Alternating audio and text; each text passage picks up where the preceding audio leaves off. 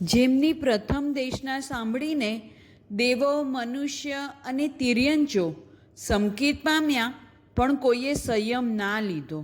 એવું અછેરું થયું છતાં નાસીપાસ થયા વિના પોતાના મોક્ષ ગમન સુધીના સમય સુધી દેશનાનો અવિરત ધોધ વહાવનાર 24મા તીર્થંકર વીર વર્ધમાન મહાવીર સ્વામીને ભાવપૂર્વક સ્મરણ.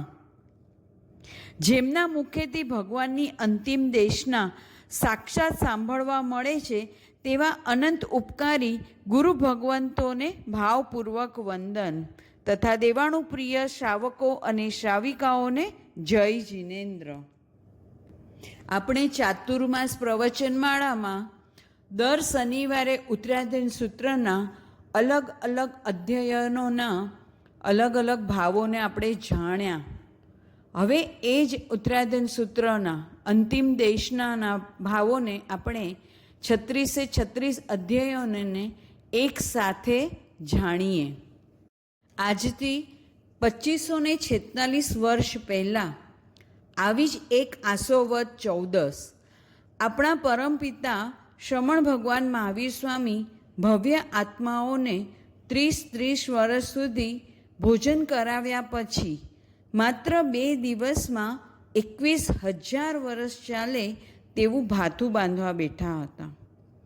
જે જ્યારે રાંધવામાં આવે અને ત્યારે જ ખાવામાં આવે તે ભોજન કહેવાય. જે સુખમાં રાંધવામાં આવે અને દુઃખમાં કામમાં આવે તેને ભાથું કહેવાય.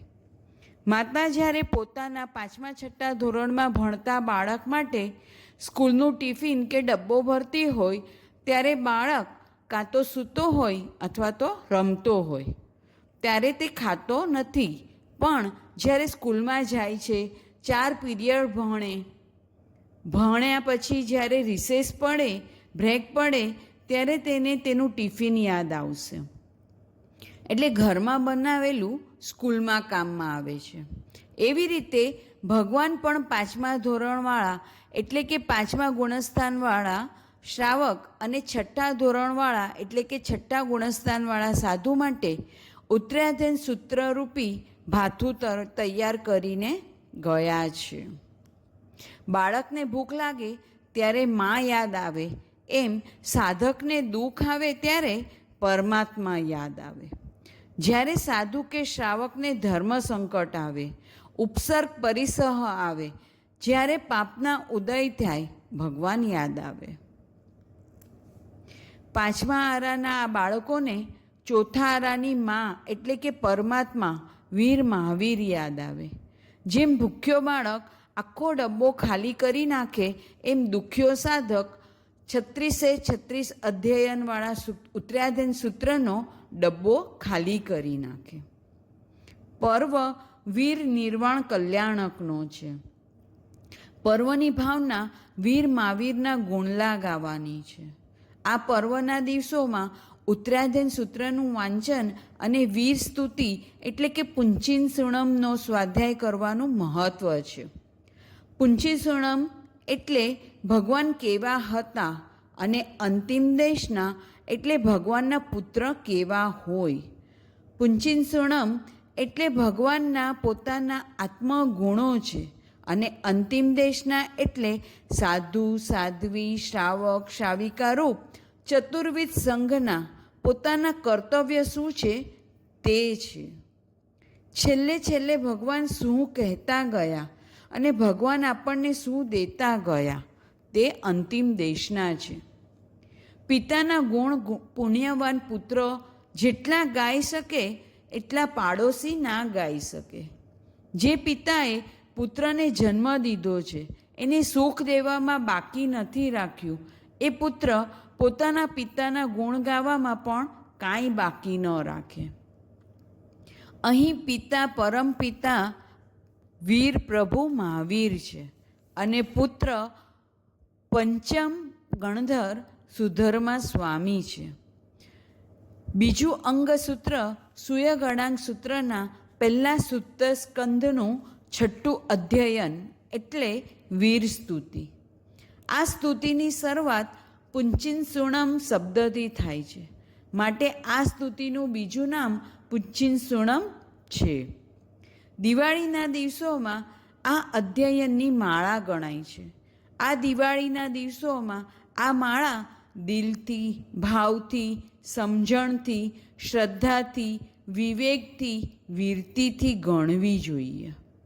પૂજ્ય સુણમમાં આપણા દેવાધિદેવ ભગવાન મહાવીરના ગુણો બતાવવામાં આવ્યા છે. જે ગુણલા સુધર્મા સ્વામી પંચમ ગણધર, જેઓ 14 પૂર્વનું જ્ઞાન, 4 જ્ઞાન એટલે કે મતિ જ્ઞાન, શ્રુત જ્ઞાન, અવધિ જ્ઞાન અને મનઃપર્યાય જ્ઞાન, એ 4 જ્ઞાનના ધણી છે. જેઓ અંતમુહૂર્તમાં દ્વાદશાંગીની ગૂંથણી કરે, એમણે પૂજ્ય સુણમની ગૂંથણી કરેલી છે. એ ગૂંથણીમાં તીર્થંકર ભગવાન ઉત્તમ છે, એના ગુણો ગૂંથવાવાળા ગણધર ઉત્તમ છે, એ અધ્યયન ઉત્તમ છે, અને એ ગુણો જો આપણે ગાશું તો આપણે પણ ઉત્તમ થઈ શકીએ છીએ. એવી આ વીર સ્તુતિ છે. માટે આપણને જો પૂજ્ય સુણમ મોઢે ન આવડતું હોય તો વાંચીને પણ, અથવા કોઈ કરતું હોય તો તે સાંભળીને પણ સ્વાધ્યાય કરવો જોઈએ. આ સ્તુતિ કરવાથી આપણને આપણા પરમપિતાની ઓળખાણ મળે છે. આ લોકની જે પણ શ્રેષ્ઠ વસ્તુ છે તેની સામે ભગવાનના ગુણોની સરખામણી કરવામાં આવી છે. આપણા જેવા મંદ ક્ષયક્ષમવાળા સાધકની સમજણ માટે અત્યારે આપણી પાસે ભગવાન તો છે નહીં, પણ ભગવાન કેવા હતા તે જાણીને પણ આપણે તેમને અનુભવી શકીએ, ભગવાનના ગુણગ્રામ ગાઈ શકીએ, અને એમણે જે આપણા પર ઉપકાર કર્યો છે તેનું ઋણ કદાચ આપણે એમણે જે માર્ગ આપણને બતાવ્યો છે તે માર્ગ ઉપર ચાલીને ચૂકવી શકીએ. સુધર્મા સ્વામીએ ગાથે ગાથામાં, ચરણે ચરણોમાં, શબ્દે શબ્દોમાં ભગવાન મહાવીરના ગુણવંતા ગુણલા ભરેલા છે. જેમ જાંબુના ઝાડને હલાવવામાં આવે શું થાય? જાંબુ ખરે. એમ આ એક એક ગાથાને હલાવવામાં આવે તો ભગવાનના ગુણો ખરે છે. ભગવાનના એક એક ગુણલા આપણને ગુણવાન બનવા પ્રોત્સાહિત કરે છે. માટે એનું આટલું બધું મહત્ત્વ છે. આપણે ભગવાન મહાવીર જેવા ગુણોને અતિ નહીં તો અલ્પ પ્રમાણમાં તો ધારણ કરીએ. શ્રમણ ભગવાન મહાવીરની અંતિમ દેશના. મોક્ષે પધારતા પહેલાં ભગવાને 16 પ્રહરની દેશના દીધી. એ દેશનામાં 55 અધ્યયન દુઃખ વિપાક સૂત્રના અને 55 અધ્યયન સુખ વિપાક સૂત્રના અને 36 અધ્યયન ઉત્તરાધન સૂત્રના દીધા. જે વિપાક સૂત્ર વિપાક સૂત્રના 110 અધ્યયન ભગવાને દીધા, એ કાં તો વિચ્છેદ થઈ ગયા છે અથવા તો તે અધ્યયનનો અમુક અંશ વર્તમાનમાં આપણી પાસે જે વિપાક સૂત્ર છે તેમાં હોઈ શકે છે. અત્યારે આપણી પાસે દુઃખ વિપાક સૂત્રના 10 અધ્યયનો અને સુખ વિપાક સૂત્રના 10 અધ્યયનો, એમ બંનેના મળીને માત્ર 20 અધ્યયનો જ વિપાક સૂત્રમાં છે. ઉત્તરાધન સૂત્રના 36 અધ્યયનો તો જે ભગવાને અંતિમ દેશનામાં દીધા હતા તે જ આપણી પાસે છે. ભગવાને પોતાની પાછલી અવસ્થામાં જે અધ્યયનો આપણને આપ્યા તે ઉત્તરાધયન.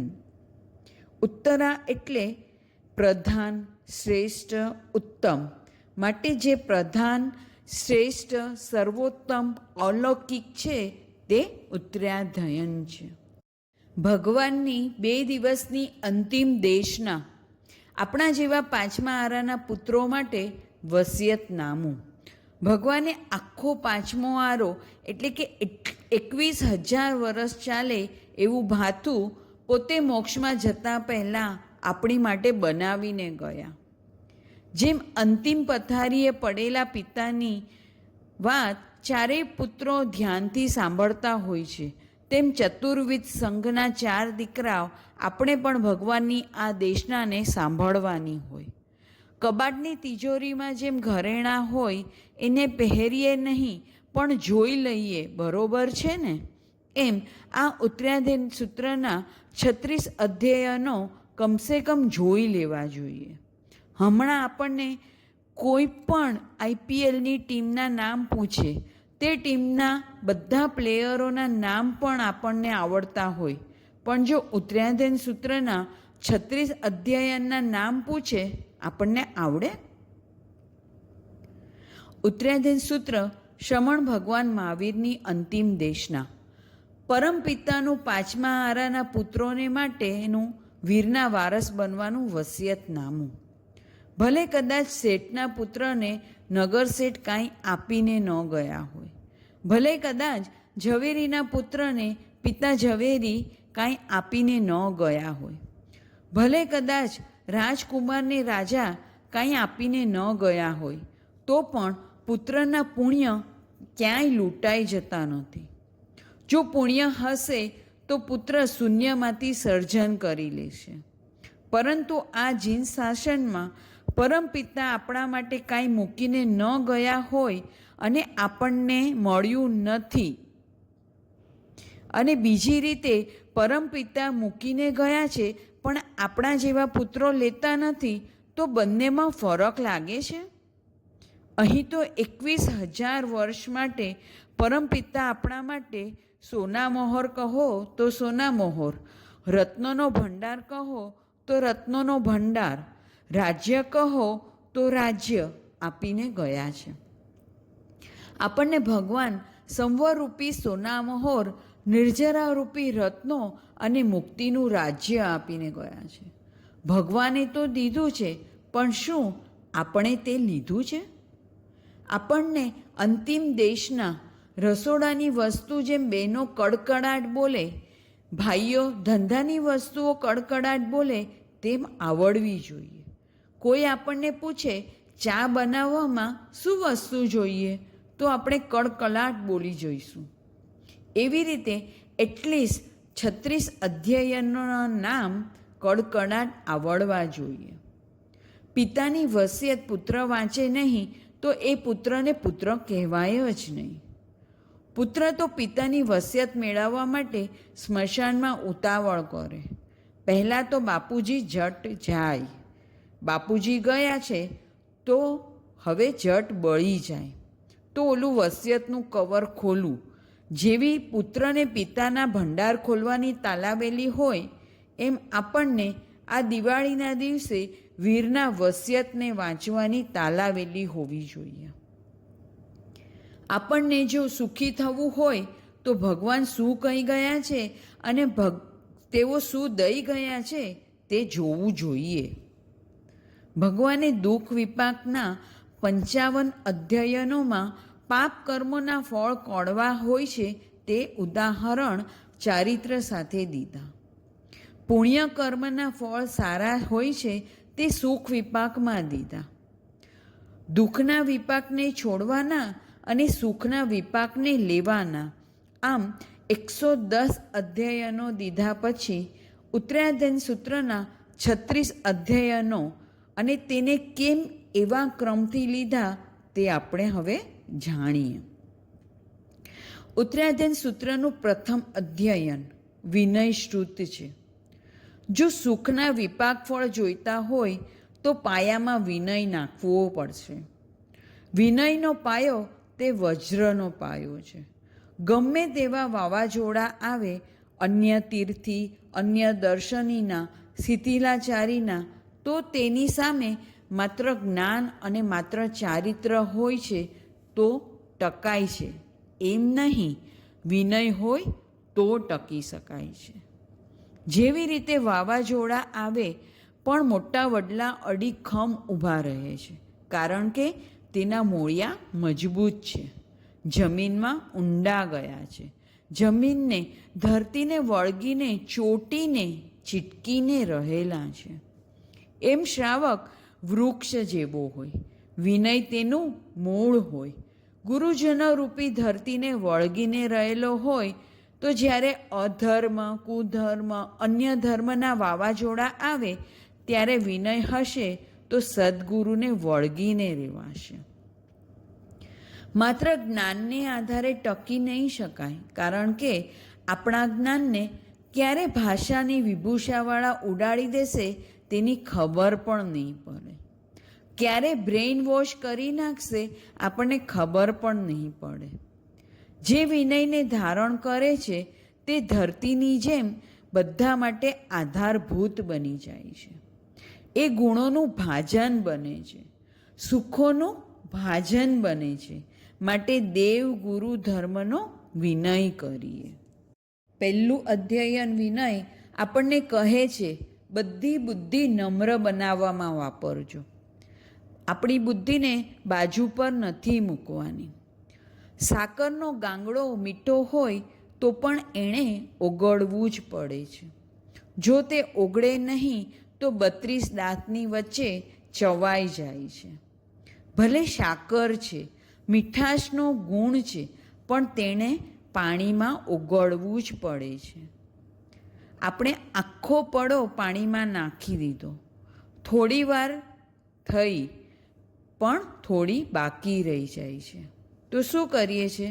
એને ઓગળવાનો સમય પણ આપણે આપેલો. પાણીમાં સાકર નાખીને રાહ પણ જોયેલી હતી. ઉતાવળ બનીને જે ઓગળી ગઈ તે ઓગળી ગઈ અને ન ઓગળી તે ચવાઈ ગઈ. ભલે આપણે ભવ્ય હોઈએ, ભલે આપણામાં ક્ષમતાની મીઠાશ હોય, પણ આપણે દેવગુરુમાં ભળી જવું પડે. જો આપણે દેવગુરુમાં ઓગળીએ નહીં તો લોકોના મોઢે ચવાઈ જશું. જ્ઞાન તો ઘણું છે, 16મી શ્રેણીમાં 100 માર્ક્સ આવેલા, પણ ભણાવે તો બહુ સારું, પણ આચાર પણ બરોબર પાડે છે, પણ પહેલાં બધા પ્રશસ્તિના વાક્યો બોલાય છે, પણ પછી પણ આવે છે. અને પણ પછી જે પણ બોલાશે તે ચવાશે. વિવેક હોય પણ વિનય નહીં, વૈરાગ્ય હોય પણ વિનય નહીં, વીરતી હોય પણ વિનય ન હોય, વીરતા હોય પણ વિનય ન હોય. વિવેક, વૈરાગ્ય, વીરતી, વીરતા આ બધી મીઠાશ છે. આ બધી વસ્તુ સારી જ છે, પણ આ બધા ગુણોએ વિનયમાં ઓગળવું પડે છે. 5મા આરામાં આરાધક બનવાનો રાજમાર્ગ સદ્ગુરુનો વિનય કરીને તેને વળગી રહો. ભગવાન આપણને પહેલા અધ્યયનમાં નમ્રતા ધારણ કરવાનું કહે છે, તો બીજા અધ્યયનમાં શૂરવીરતા બતાવવાનું કહે છે. ભગવાનના સાધક શૂરવીર હોય, નમાલા ન હોય. એમના એક હાથમાં વિનયની ઢાલ હોય તો બીજા હાથમાં પરિસહની તલવાર હોય. જો સામે સુદેવ, સુગુરુ અને સુધર્મ હોય તો માથું ઝુકાવી દે, માથું આપી દે એટલે નમ્ર બને. પણ સામે ઉપસર્ગ, પરિસહ હોય તો માથું કાપીને પણ આપી દે. ઉપસર્ગ પરિસહની સામે સાધક નમવાની, ઝૂકવાની, હારવાની વાત જ ન હોય. ભગવાનના સાધકની એક આંખમાં નમ્રતા તરે તો બીજી આંખમાં શૌર્યતા પ્રગટે. પહેલું અધ્યયન બધા જ માટે છે, પણ બીજું અધ્યયન સાધુ અને શ્રાવક માટે જ. બીજા અધ્યયનમાં ભગવાને સંયમ જીવનમાં આવતા 22 પરિસોનું વર્ણન કરેલ છે. આવા 22 પરિસોને જે સહન કરતા હોય તે જ મારા ગુરુ, અને હું જ્યારે પણ દીક્ષા લઈશ ત્યારે આવા પરિસોને સહન કરીશ. આપણો આવો પ્રતિજ્ઞા હોવી જોઈએ. ક્ષત્રિયો હંમેશા તલવારની ધારને કાઢી રાખે. લડાઈ આવે ત્યારે કંકોત્રી ન લખાય. 22 પરિસોમાં 20 પરિસો પ્રતિકૂળ છે અને 2 પરિસો અનુકૂળ છે. જેમ જેમ રસ્તા મોટા થતા જાય ટ્રાફિક વધવાનો જ છે. ટ્રાફિક વધવાની સાથે તેનો અવાજ પણ વધવાનો જ છે. તેને કોઠે પાડવો જ પડે છે. એવી રીતે સંયમ જીવનમાં પરિસોને કોઠે પાડવા ના જોઈએ. જો આપણે આ અધ્યયન વાંચશું તો તેમાં રહેલા 22 પરિસોનું વર્ણન વાંચશું અને આપણને જે સાધુ સાધ્વીજીની વંદન કરીએ છીએ અને સુખ શાતામાં છીએ એવું પૂછીએ છીએ, એ શબ્દની કિંમત સમજાશે. જેમને આપણે વંદામી નમનસામી કરીએ છીએ એવો દિવાળીમાં માત્ર કાજુ કતરી ખાવાવાળા નથી. 25 કિલોમીટરોનો વિહાર કરી અને પાણી ન મળે તો પણ પુચ્છિન સુણમનો સ્વાધ્યાય કરે તેવા છે. યોદ્ધાને જોવા હોય તો પથારીમાં નહીં, યુદ્ધના મેદાનમાં જોવાના હોય. એમ સાધુ સાધ્વીજીઓને જોવા હોય તો તેઓ જ્યારે પાટ ઉપર બેઠા હોય ત્યારે કાંઈ ન ખબર પડે. તેઓ જ્યારે પરીક્ષાનો સામનો કરતા હોય ત્યારે જોવા જેવા હોય. ભગવાનનો સાધક નમ્ર હોય, નામાલો ન હોય. સાધકનું મૌન એ કંઈ મોહને શરણાગતિ ન હોય. 22 પરિસર સામે પ્રાણ જાય પણ પંચાચાર ન જાય. રામાયણ સિરિયલમાં આવે છે ને, રઘુકુલ રીતિ સદા ચલી આઈ, પ્રાણ જાય પણ વચન ન જાય. તેમ જૈન દર્શનમાં, જીન શાસનમાં પ્રાણ જાય પણ જીન વચન ન જાય.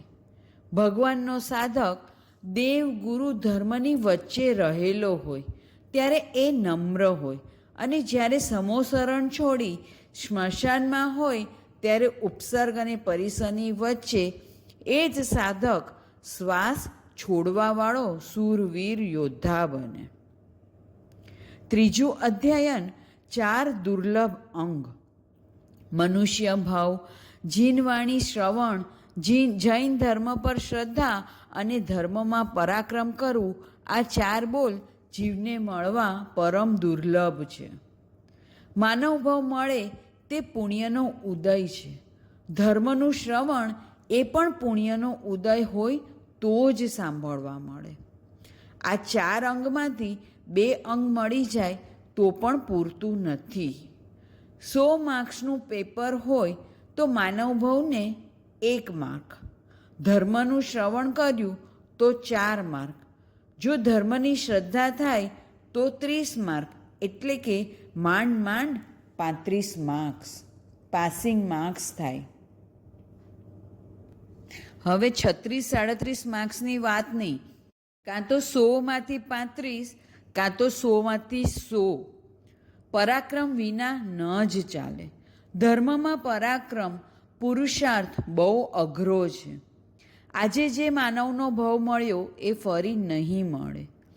આ માનવના ભાવમાં જે જીનવાણી સાંભળવા મળે છે તે ફરીથી નહીં મળે. આ સંકિત રત્ન એટલે કે જે ધર્મ પ્રત્યે શ્રદ્ધા થઈ છે તે લૂંટાઈ જશે. એકવાર આ સંકિત રત્ન હાથમાંથી ગયું તો ફરીથી નહીં મળે. ચોથું અધ્યયન જીવન અસંસ્કૃત છે, જેમાં રિપેરિંગ ન થાય. કપડાં ફાટી ફરી સંધાય, ધરતીમાં ખાડો પડે બુરાઈ જાય. આપણે માંદા પડીએ તો સાજા થવાય, પણ જો આયુષ્ય પૂરું થાય તો તે ન સંધાય. આપણી વચ્ચે કેટલાય લોકો હતા પણ અત્યારે નથી. તેનો અર્થ શું થાય? ક્યારે કોના નામની ચિઠ્ઠી ફાટે, કોના આયુષ્ય પૂરા થાય ખબર ન પડે. પાંચમની છઠ થવાની નથી, તૂટીની બુટ્ટી નથી. એકવાર આયુષ્ય તૂટે તેની કોઈ જડીબુટ્ટી નથી, દવા નથી. જીવન સાંધ્યું સંધાતું નથી પણ સુધરે છે. જીવન જો સાંધવા બેસે તો ડૉક્ટરની પેનલ પણ તેને સાંધી શકતી નથી. પણ જો જીવન સુધારવું હોય તો 9 વર્ષના સદ્ગુરુ મળી જાય તો પણ તે સુધારી શકે છે. માટે આપણે આ દુર્લભતાને પચાવીએ. આયુષ્યનો કોઈ ભરોસો નથી, એટલે થાય એટલો ધર્મ કરીએ. માટે 5મું અધ્યયન એ સમજાવે છે, સંથારા સહિતનું મરણ તે સકામ મરણ છે. મૃત્યુ તો આવવાનું જ છે. આપણે જન્મ્યા ત્યારથી નક્કી જ છે કે એક દિવસ આપણે જવાનું જ છે, તો સકામ મરણ મરીએ. સંથારા સહિતનું મરણ અને સાધુનું મરણ એ સકામ મરણ છે. સંથારા વગરનું અને સંસારીનું મરણ એ અકામ મરણ છે. કર્મની નિર્જરા થાય એ સકામ મરણ છે અને કર્મ બંધાય એ અકામ મરણ છે. આખી જિંદગી જીવ મોતને યાદ કરતો જ નથી, કર્મ બાંધવામાં પાછું વાળીને જોતો જ નથી, પણ જ્યારે બુઢાપો આવે, મોત આવે, ત્યારે તેને પરભવ યાદ આવે છે. ત્યારે જીવને પૈસો, પરિવાર યાદ નથી આવતો. માટે અકામ મરણ છોડી સકામ મરણમાં મરીએ. આપણે નક્કી કરીએ, મારે મારા મનોરથ પૂર્ણ કર્યા વગર મરવું જ નથી, સંથારો કર્યા વગર મરવું જ નથી, સંયમ લીધા વિના સંથારો કરવો નથી. આપણને મોત ક્યારે આવે તેની ખબર નથી, એટલે સંથારો ક્યારે કરવો એ પણ ખબર નથી. એટલે આગળ વધીને દીક્ષા ક્યારે લેવી એ નક્કી જ કરતા નથી. કેટલું જીવવું એ આપણા હાથમાં નથી, પણ કેવું જીવવું એ આપણા હાથમાં છે. કેટલું જીવવું એ તો ગયા ભવના હાથમાં છે, પણ કેવું જીવવું એ આ ભવના હાથમાં છે. માટે જે હાથમાં નથી તેની ચિંતા ન કરીએ, પણ જે હાથમાં છે તેનું ચિંતન કરીએ. જો આપણે મરણને સુધારવું હોય તો જીવન સુધારવું જ પડશે, અને તે માટે 6ઠ્ઠું અધ્યયન ભગવાન આપણને નિગ્રંથ બનવાનું કહે છે. આપણને પરિગ્રહની ગ્રંથિ છોડવાની કહે છે, મમત્વના ભાવોને છોડવાનું કહે છે. ભગવાન આપણને કહે છે, પાછળ લંગર નાખવાની જરૂર નથી. એક જહાજને પણ જો સામે કાંઠે જવું હોય તો હલેસા પછી ચલાવાય, પહેલાં લંગર છોડવું પડે. એમ આપણે પણ પરિગ્રહનું લંગર છોડવું પડે, પછી પંચાચારના હલેસા મારવા. ધન, સંપત્તિ, પરિગ્રહ, સંયોગો, પરિવાર આ બધો મોહ છોડવાની શિખામણ ભગવાન આપણને 6ઠ્ઠા અધ્યયનમાં આપે છે. તે શિખામણને જો આપણે માનશું તો જ આપણું સકામ મરણ થશે. જો આપણે સકામ મરણ ન મર્યા તો મર્યા, તે બતાવવા 7મું અધ્યયન એલય એટલે બોકડો. વાત એવાની છે જે એમ માને છે કે આ લોક મીઠો, પરલોક કોણે દીઠો. ઈટ, ડ્રિંક એન્ડ બી મેરી. ખાઓ, પીવો અને મજા કરો. જેની માન્યતા માત્ર ધન, ધંધો અને ધમાલ તેની માટેની જ છે. ભગવાને આ 7મું અધ્યયન તે માટે આપ્યું છે. બોકડો જ્યારે દુબળો હતો ત્યારે સુખી હતો. એ કસાઈના હાથમાં ગયો. કસાઈ તેને સારું, તાજું, લીલું ઘાસ ખવડાવે છે. એવી રીતે મોહરાજા પણ આપણને પુણ્યનું ઘાસ આપીને તાજા માજા બનાવે છે. સંસારનો નિયમ છે, જે તાજા બને તે કપાય, શાક તાજું હોય તે રંધાય, બગીચામાં તાજા ઉગેલા ફૂલો ચૂંટાઈ જાય છે. તમે ક્યાંય પણ સારા થવા ગયા વધેરાઈ જશો. એ જ નિયમ મોહરાજા ફોલો કરે છે. આપણને પુણ્યના ઉદય આપે છે. પહેલાં થોડી બુદ્ધિ વધારે આપે, બુદ્ધિ આપ્યા પછી થોડી કમાણી વધારે આપે. ડિગ્રી મળે એટલે પૈસા વધારે મળ્યા, પછી પરિવાર થાય એટલે ફરીવાર. સંસાર દુબળો હતો, ખાવાનું સારું નહોતું, ભાડાનું ઘર હતું, રેશનિંગનું અનાજ ખાતા પગે ચાલીને જાય. હવે મોહરાજાના હાથમાં બોકડો આવે, લીલું ઘાસ ખવડાવે, શેર બજાર જોરદાર ચાલે, એટલે ગાડી, વાડી, લાડી બધું જ આવે. હવે બોકડો તાજો થયો એટલે હવે તે કપાવાનો જ. જ્યારે સંસારના પુણ્યોદય થાય ત્યારે મોહરાજા બોકડો બનાવે છે. પુણ્યના ઉદય થાય ત્યારે ધર્મ વધારો. જ્યારે પુણ્યના ઉદય છે, આપણે દરવાજો બંધ કરશું તો પણ બારીમાંથી પુણ્ય આવવાનું જ છે. માટે પુણ્યના ઉદય હોય ત્યારે પાપ પર કરવત કે કાતર ચલાવો, અને જે આવું કરે છે તે જ સંસાર તરી શકે છે અન્યથા મોહરાજા આપણા ઉપર કાતર ચલાવશે. મોહરાજા આપણને છોડશે નહીં, ભોળવી નાખશે. 8મું અને 9મું અધ્યયન ધર્મકથાનું છે. ભગવાને 8મા અધ્યયનમાં કપિલ બ્રાહ્મણની વાત કહી છે. જહા લાહો તહા લોહો, એટલે જેમ જેમ લાભ થાય છે આપણો લોભ વધતો જ જાય છે. બ્રાહ્મણ રાજા પાસે 2 માસા સોનું લેવા જાય છે, પણ જેવું રાજાએ કહ્યું માંગ માંગ, તેનો લોભ વધતો જ ગયો. 2 માસા સોનાથી જે કાર્ય થતું હોય તે કરોડ સોના મોરથી પણ થતું નથી. પણ કપિલ બ્રાહ્મણ ચેતી ગયા તો કેવળી બની ગયા. આ સંસારમાં કોઈક જીવ કપિલ જેવા છે જે પુણ્યના ઉદયને ના પાડી શકે છે. જેણે ધર્મ સાથે કરાર કર્યા હોય તે જ જીવ પુણ્યને ના પાડી શકે છે. પણ જે જીવ ધર્મથી દૂર રહે છે તે પુણ્ય ઉદયની તલાશમાં રખડ્યા જ કરે છે. 9મા અધ્યયનમાં નમી રાજશ્રીની વાત છે. તેઓને પુણ્યનો ઉદય હતો તો પણ તેમણે તે છોડી દીક્ષા લીધી. આ અધ્યયનમાં નમી રાજા અને સક્રેન્દ્ર વચ્ચે પ્રશ્નોત્તરી છે. વૈરાગીનો વૈરાગ્ય કેવો હોય, સાધુની સાધના કેવી હોય તે જાણવું હોય તો આ અધ્યયનનું પઠન કરવું જોઈએ. 10મું અધ્યયન સમયમ ગોયમ માપમાય.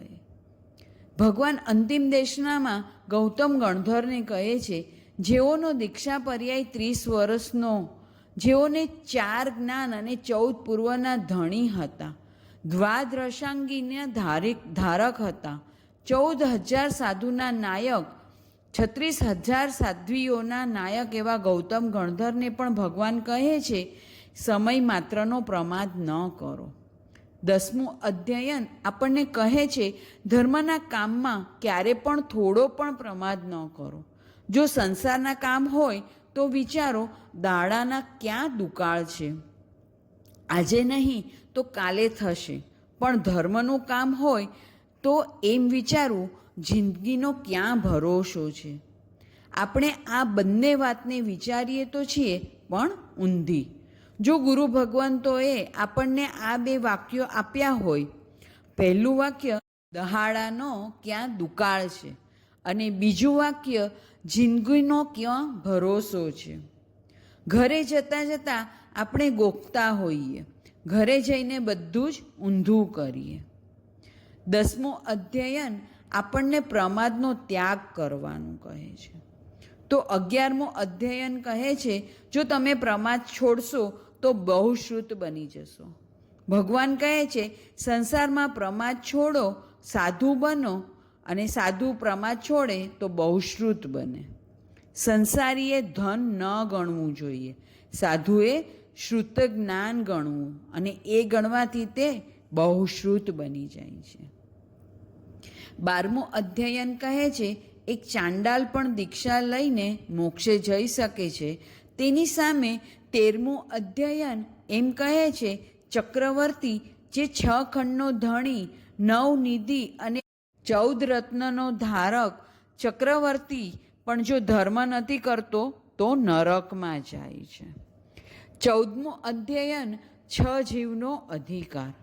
ઘરમાં, પરિવારમાં કોઈ પણ એક વ્યક્તિ ધર્મની શરૂઆત કરો અને ઘરમાં સૌને ધર્મની વાત કરો. ધર્મની વાતમાં નાના મોટા એમ ન વિચારો. કોડિયું નાનું હોય કે મોટું હોય, કોડિયું નાનું હોય પણ મોટા દીવાને પ્રગટાવી શકે છે. કોડિયું માટીનું હોય તો પણ સોનાની દીવડીને પ્રગટાવી શકે છે. ભૃગુ પુરોહિતના 2 દીકરાએ પિતા ભૃગુને અને ભૃગુએ પત્ની જશાને, કમળાવતી રાણીએ ઈશુકાર રાજાને જગાડ્યા. છેલ્લે એકબીજાને જગાડી સદા માટે જાગતા રહ્યા. 15મું અધ્યયન સભિક્ષુ. ભિક્ષુ કોને કહેવાય? સાધુ કોને કહેવાય? ભગવાને જ ચોથા આરામાં ફ્રેમ બનાવીને દીધી છે. ચોથા આરાની ફ્રેમમાં પાંચમા આરાના પાંચમા પદને ફિટ કરવાનું છે, પરંતુ ફોટોગ્રાફરમાં ફેર છે. અત્યારે આપણે તો ફોટા પ્રમાણે ફ્રેમ હોય, આપણે ગમે તે સાઇઝનો ફોટો આપીએ તેટલી ફ્રેમ બનાવે. ફોટોગ્રાફર કાતર ફ્રેમ ઉપર ચલાવશે અને આપણે ભગવાનની ફ્રેમ પ્રમાણે કરવાનું છે. તે ફ્રેમમાં ગોઠવાવાનું છે. ભગવાનની ફ્રેમ 21,000 વર્ષ સુધી ચાલવાની છે. એ ફ્રેમમાં કાપાકાપી થાય. 15મું, 16મું અને 17મું અધ્યયન, આ 3 અધ્યયનમાં ભગવાન માત્ર સાધનાની જ વાત કરે છે. 15મા અધ્યયનમાં ભગવાનના સાધુ કેવા હોય, 16મા અધ્યયનમાં બ્રહ્મચર્યની સમાધિ કેવી હોય, 17મા અધ્યયનમાં સુગુરુ કેવા હોય તેની વાત છે. જો ભગવાનના સાધુ ભગવાનની આપેલી ફ્રેમમાં ન ગોઠવાય તો તેને પાપ શ્રમણ કહેવાય છે. 18મો અધ્યયનમાં શિકાર કરવા નીકળેલા સંયતી રાજાને ગર્ધભાલી મુનિએ માંગલિક વચનો કહ્યા. હું તને અભય આપું છું, તું પણ બધાને અભય આપ. નબળામાં નબળાનો શિકાર કરવા નીકળેલા સંયતી રાજાએ જબરામાં જબરાનો સ્વીકાર કર્યો. મૃગલાને શિકાર કરવા નીકળેલાએ મોહનો શિકાર કર્યો. 19મું અધ્યયન મૃગાપુત્ર. મુનિના દર્શન કરતાં કરતાં સમ્યક દર્શન આગળ કેવળ દર્શનના દીવાઓના ગુણાકાર થતા રહ્યા. લોઢું પારસને અડવા આવે તો તે સુંદર, છેલ્લે પારસ લોઢાને અડવા આવે તે પણ સુંદર. લોઢું પારસને અડે કે પારસ લોઢાને અડે, બંનેમાં લાભ તો લોઢાને જ થાય છે. મૃગાપુત્ર તો મહેલમાં હતા, મુનિ તો રસ્તામાં હતા, તો પણ મુનિના દર્શન કરી જાતિ સ્મરણ જ્ઞાન પ્રાપ્ત કરી લીધું. અને માતાને એક જ વાત વારંવાર સમજાવે છે, નરકના દુઃખ સામે ધર્મના દુઃખ કાંઈ દુઃખ જ નથી. મૃગાપુત્રજી પ્રત્યેક બુદ્ધ બની મોક્ષે પણ પધાર્યા. 20મું અધ્યયન અનાથી મુનિ. બગીચામાં ફરવા નીકળેલા સૈનિકને સાચો અનાથ કોણ છે તે અનાથી મુનિ સમજાવે છે. સૈનિક રાજા અનાથી મુનિને કહે છે, હું તમારો નાથ બનું. મુનિ તેમને કહે છે, તમે 3 લોકના નાથ બનો. મુનિ તો મુનિ જ રહ્યા, સૈનિકે તો તીર્થંકર નામ ગોત્ર બાંધ્યું. આવતી 24મીમાં પહેલાં મહાપદ્મનાભ નામે તીર્થંકર બનશે. ભગવાન મહાવીર પાસે અનાથી મુનિએ દીવો પ્રગટાવ્યો. અનાથીએ શ્રેણિકનો દીવો પ્રગટાવ્યો અને હવે તે તીર્થંકર બનશે ત્યારે તેમાંથી દીવો લઈ તીર્થંકર બનવાનું આવું મંગલ આપણે પણ કરવાનું છે. 21મું અધ્યયન સમુદ્રપાલ મુનિ. સમુદ્રપાલ મુનિ ખૂનીને જોવે છે. જોવાની રીત નવી છે. નવું નથી જોવાનું, નવું વર્ષ નવું નથી, નવા વર્ષને જોવાની રીત નવી હોવી જોઈએ. સમુદ્રપાલ ચોરને જોઈ જાતિ સ્મરણ પામી, સમકિત પામી, સંયમ લઈ મોક્ષમાં સિધાવ્યા. 22મું અધ્યયન નેમ રાજુલ. નેમ જાન લઈને પાછા ફર્યા, તેમાં રાજુલની જાન ગઈ. નેમ કુંવર રાજુલને પરણવા નહોતા ગયા, પણ આમંત્રણ આપવા ગયા હતા કે 9 ભવોથી તમે મને અને હું તમને પરણું છું, તો ચાલો સજોડે મુક્તિ સુંદરીને પરણીએ. નેમ રાજુલને કહેવા ગયા હતા, હું શિવ સુંદરીને પરણીશ, તમે મુક્તિ કુંવરને પરણો. બંને સંયમ લઈને મોક્ષે ગયા. આ અધ્યયનમાં રનેમી જે નેમ કુંવરના ભાઈ હતા તેઓ પણ તે જ ભવે મોક્ષે ગયા તેની પણ વાત છે. 23મું અધ્યયન કેસી ગૌતમ. 9મા અધ્યયનમાં નમી રાજાના પ્રશ્નો સંસાર છોડાવે તેવા છે, જ્યારે 23મા અધ્યયનમાં કેસી ગૌતમના પ્રશ્નો 4 ગતિ છોડાવે તેવા છે. નમીના જવાબથી સંયમ મળે અને ગૌતમના જવાબથી મોક્ષ મળે. 24મા અધ્યયનમાં 5 સમિતિ અને 3 ગુપ્તીનું વર્ણન છે. સાધુની 8 માતા કઈ રહેલી છે તેનું વર્ણન છે. જેમ બાળકને જન્મ આપી માતા કદાચ આયુષ્ય પૂરું કરે તો તે બાળકને અનાથ કહેવામાં આવે છે. એમ સંયમ લીધા પછી પ્રવચન માતાનું પાલન ન કરે તો તે સાધક પણ અનાથ રહેલો છે. 25મું અધ્યયન જયઘોષ વિજયઘોષ મુનિ. માસ શ્રમણના તપસ્વી પોતાના સગા ભાઈને ત્યાં ગોચરીએ જાય છે. બોધ દે છે સાચો બ્રાહ્મણ કોને કહેવાય. તે સમજાવીને પોતાની સાથે જ તેમને લઈ જાય છે. આપણે કોઈને પણ સાથે લઈ જવા હોય તો ધર્મમાં લઈ જવાય. સંસારની વાત હોય તો ના પાડો અથવા કહો કરવું પડે છે. પાપના કામમાં એકલા પણ ખરાબ, જ્યારે ધર્મમાં સપરિવાર બહુ જ સારા. 26મું અધ્યયન એટલે સાધુ સમાચારી.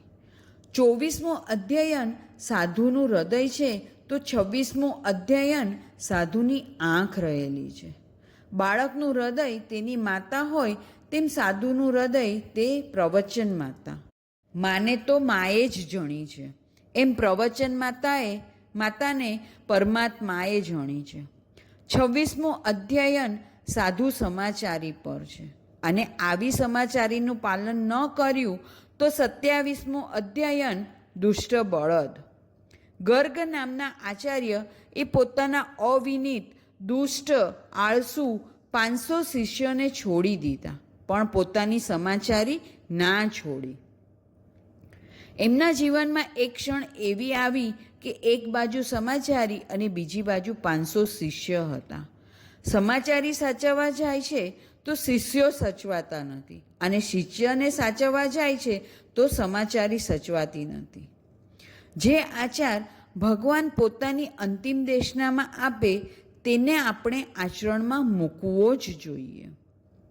ગર્ગાચાર્ય જે સમાચારી પાળવા 500 શિષ્યોને છોડતા હોય તો આવા આચાર્ય મોક્ષમાં જાય જ.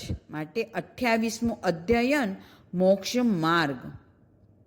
આજે આપણે ધર્મ કરીએ કે ન કરીએ, આજે આપણને ધર્મ ગમે કે ન ગમે, ધર્મની ક્રિયામાં આપણને રસ પડે કે ન પડે, જ્યારે કે ત્યારે આપણને મોક્ષમાં જવું હશે તો આ જ માર્ગે જવું પડશે. જો આપણને કોઈ ઉતાવળ નથી તો અનંતા સિદ્ધોને પણ કાંઈ ઉતાવળ નથી. એમના જ્ઞાનમાં તો અનંતા જીવો નિગોદમાં બેઠા છે, જેઓ આગળ કોઈક વાર મોક્ષ માર્ગ પર આવેલા પણ તેનાથી ચલિત થઈ ગયા, પડી ગયા. એ પણ ચાલતા ચાલતા નહીં, ચડતા ચડતા. ચાલતા ચાલતા કદાચ પડે એને વાગે નહીં, પણ જે ચડતા ચડતા પડે એના તો હાડકાં જ ખોખરા થઈ જાય. એવા અનંતા જીવોને અનંત કાળે પણ જ્યારે મોક્ષમાં જવું હશે ત્યારે પ્રવચન માતા, સમાચારી આ બધું જ કરવું પડશે, અને ત્યારે પણ આ જ હશે. જ્યારે પણ લોકાગ્રે જવું હશે લોકેશણા છોડવી જ પડશે.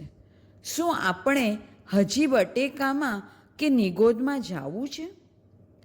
જે તે દિવસે આ જ કરવાનું છે, અને જો તે દિવસે આ જ કરવાનું હોય તો આજે કેમ નહીં? જ્ઞાનથી જાણો, દર્શનથી શ્રદ્ધા કરો, ચારિત્રથી આવતા કર્મને રોકો, તપથી જૂના કર્મને ખપાવો. આ જ મોક્ષ માર્ગ છે. દર્શન વિના જ્ઞાન નથી, જ્ઞાન વિના ચારિત્ર નથી, ચારિત્ર વિના મોક્ષ નથી.